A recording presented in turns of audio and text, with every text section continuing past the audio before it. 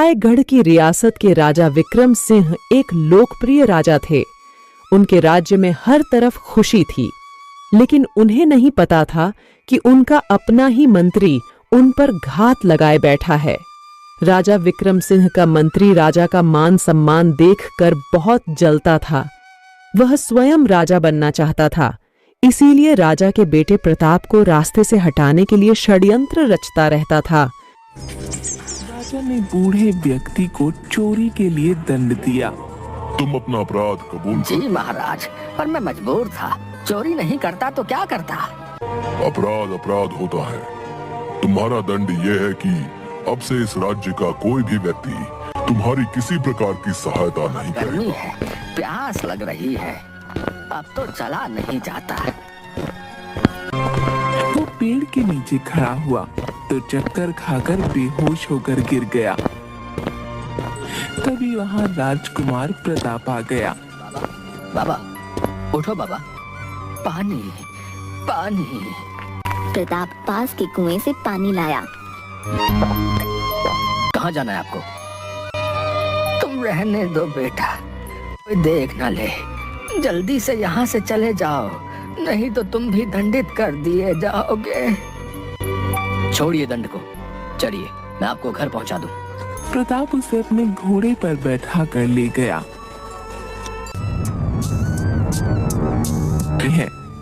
तुमने मेरी आज्ञा का उल्लंघन क्यों किया? क्योंकि ये मानवता के विरुद्ध है। क्षमा राजन, हमारी न्याय संहिता के अनुसार राजा अपनी प्रजा के लिए ईश्वर समान है और उसकी आज्ञा सर्वोपरि है। जो भी व्यक्ति राजा की आज्ञा का पालन नहीं करता या उसका उल्लंघन करता है, वो दंड का पात्र है। मैं दंडित होने के लिए तैयार हूँ। तुम अपनी गलती स्वीकार कर लो तो कोई तुम्हें दंड नहीं देगा। यदि मैंने दंड के भय से गलती मान लिया तो कोई भी व्यक्ति कभी भी किसी दीन दुखी की सहायता नहीं करेगा। तुम राजकुमार हो, मेरे पुत्र हो। यदि तुम दंड के भागी बने तो महारानी का क्या होगा? अरे ये राजकुमार है, इसे कोई दंड नहीं मिलेगा। सच बात है, राजा अपने बेटे को बचाने के लिए न्याय की अवहेलना करके कोई ना कोई उपाय निकाल ही लेगा। देखना भैया, भाई वह राजा है, कुछ भी कर सकता है भैया। यदि किसी साधारण व्यक्ति ने राजा की आज्ञा का उल्लंघन किया होता ना, अब तक तो उसे सूली पे लटका देते, सूली पे। हाँ, देखना यह है कि राजा कैसे अपने बेटे को बचाता है। चुप रहो तुम लोग। राजकुमार, मैं तुम्हें राजा नहीं पिता बनकर समझा रहा हूँ। अपनी गलती स्वीकार कर लो। महाराज ठीक कह रहे हैं, इसी में सबकी भलाई है। महाराज, मैं भी आपका ही पुत्र हूँ। मेरे दृष्टिकोण से मैंने एक प्यास से तड़पते हुए व्यक्ति की सहायता करके कोई गलती नहीं की। आपकी नजर में यदि ऐसा करना अपराध है तो मुझे दंड स्वीकार है। अब आएगा मजा राजकुमार को रास्ते से हटाने का। ये अच्छा अवसर है। मंत्री, इस अपराध का क्या दंड है? महाराज, 6 मास तक राजकुमार को इस राज्य से दूर किसी वन में वनवासी का जीवन व्यतीत करना होगा। यही इनके अपराध का प्रायश्चित है। इसके अतिरिक्त कोई अन्य उपाय? महाराज, आप कुछ भी करने के लिए स्वतंत्र हैं। राजकुमार को इतना कठोर दंड नहीं देना चाहिए। अरे ये सेनापति का बच्चा कहीं मेरी योजना असफल ना कर दे। महाराज, यदि आपने आज न्याय नहीं किया तो प्रजा में क्या संदेश जाएगा? राजकुमार प्रताप को 6 महीने वनवास का दंड दिया जाता है। राजकुमार सामान्य वस्त्र पहनकर राजा और रानी को प्रणाम करके चला गया।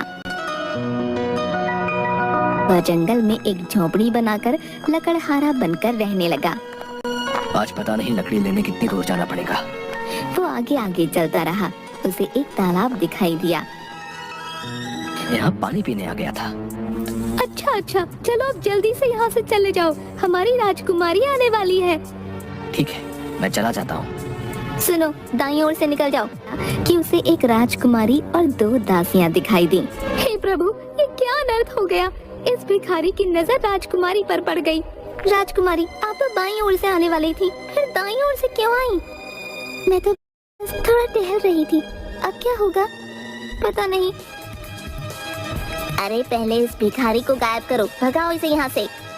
ए, तुम भागो यहाँ से, आज तुम्हारी वजह से अनर्थ हो गया। राजकुमारी, पता नहीं महल में क्या कोहराम मचा होगा। महाराज, महाराज। क्या हुआ? तुम यहाँ क्या कर रही हो? तुम्हें तो इस समय राजकुमारी के साथ वन में होना चाहिए था। महाराज, जब राजकुमारी तालाब के पास जा रही थी, वहाँ एक भिखारी आ गया और उसकी नजर राजकुमारी पर पड़ गई। ये क्या कह रही हो? जी महाराज, यह एकदम सत्य है। बाबा, अब क्या करें? कोई उपाय बताइए। महाराज, मैंने आपसे पहले ही कहा था कि इन 15 दिनों में जिस पुरुष की दृष्टि राजकुमारी पर पड़ेगी वही उनका जीवन साथी बनना चाहिए, नहीं तो उनका जीवन कठिनाइयों से भर जाएगा। ज्योतिषी बाबा, कुछ तो उपाय होगा। मेरी पुत्री के जीवन का प्रश्न है। और यदि नहीं करना चाहती तो आजीवन कुंवारी रहे, परंतु अब यदि इन्होंने किसी और व्यक्ति से विवाह किया तो इनके प्राणों पर संकट आ सकता है। निर्णय आपको करना है। महाराज, एक उपाय और है। मेरी मानिए तो विवाह के बाद उस लकड़हारे को घर जमाई बना लीजिए। जी बाबा, ये ठीक रहेगा।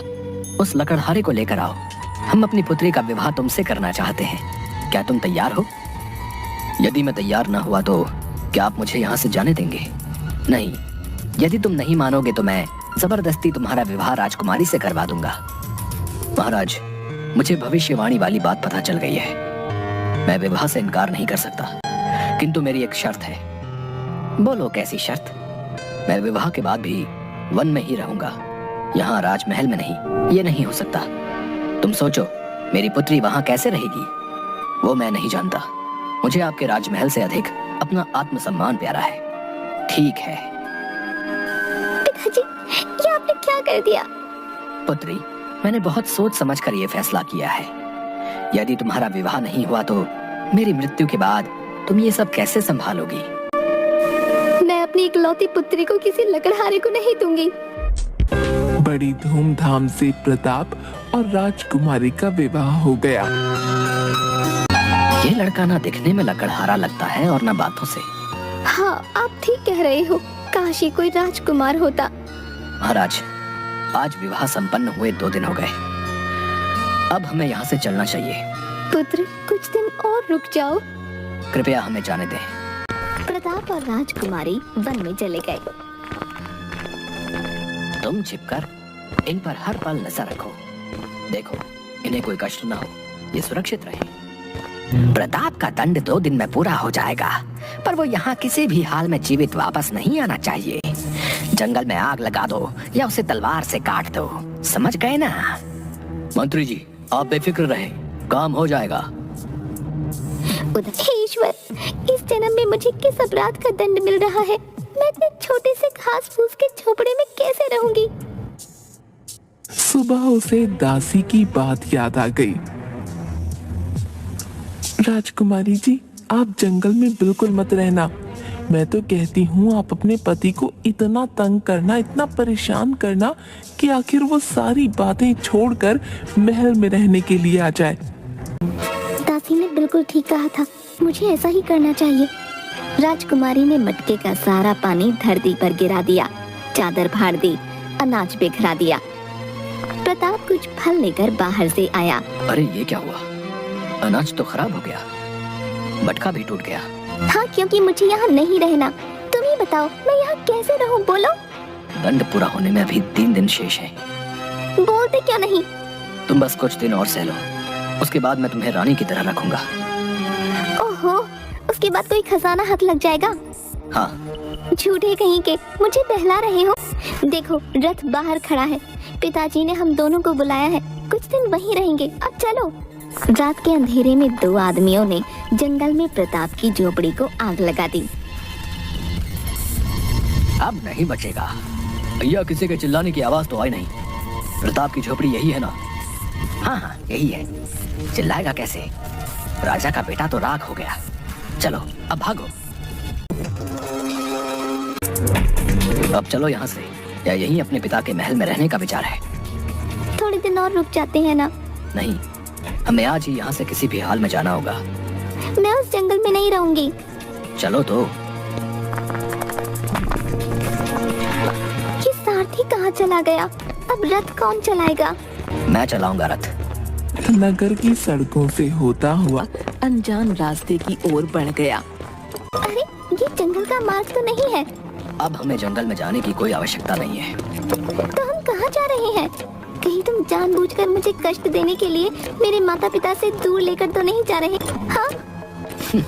नहीं, मैं तुम्हें अपने माता पिता के पास लेकर जा रहा हूँ। है? कौन है वो? कहाँ रहते हैं? क्या करते हैं? अरे इतने सारे प्रश्न एक साथ हैं। तभी रथ राजमहल की ओर बढ़ता है। राजकुमार प्रताप पधार रहे हैं। राजा और रानी भाग कर आते हैं और उसके गले लग जाते हैं। अरे ये तुम्हारे साथ सुंदर सी लड़की कौन है? ये राजा विश्वा की पुत्री, मेरी पत्नी और आपकी बहू है। रानी आरती उतार कर दोनों को महल में ले जाती है। तभी राजा विश्वा रस्सियों से बंधे हुए 2 आदमियों के साथ आ गया। पिताजी, ये राजकुमारी के पिता महाराज विश्वा हैं। पधारिए महाराज, पधारिए। प्रताप, मुझे सब पता चल गया है। महाराज, पहले आप अपने मंत्री को बुलाइए। इन 2 व्यक्तियों ने कल रात जंगल में राजकुमार प्रताप की झोपड़ी में आग लगा दी थी। चलो, तुम दोनों सच सच बताओ, ऐसा क्यों किया? वरना महाराज, हमें मंत्री जी ने ऐसा करने के लिए कहा था। वो नहीं चाहते थे कि राजकुमार प्रताप जीवित वापस आए। वो आपसे ईर्ष्या करते हैं। वो नहीं चाहते कि राजकुमार प्रताप राजा बने। सेनापति, मंत्री और इन दोनों को तुरंत कारावास में डलवा दो। मुझे क्षमा कर दो मेरे पुत्र। तुम सच में बहादुर, निडर और एक अच्छे राजा बनने योग्य हो। मुझे तुम पर गर्व है। और हमें अपने जमाई राजा पर मान है। क्यों बेटी, अब तो खुश होना। और उसके बाद राजकुमार प्रताप और राजकुमारी महल में खुशी खुशी रहने लगते हैं।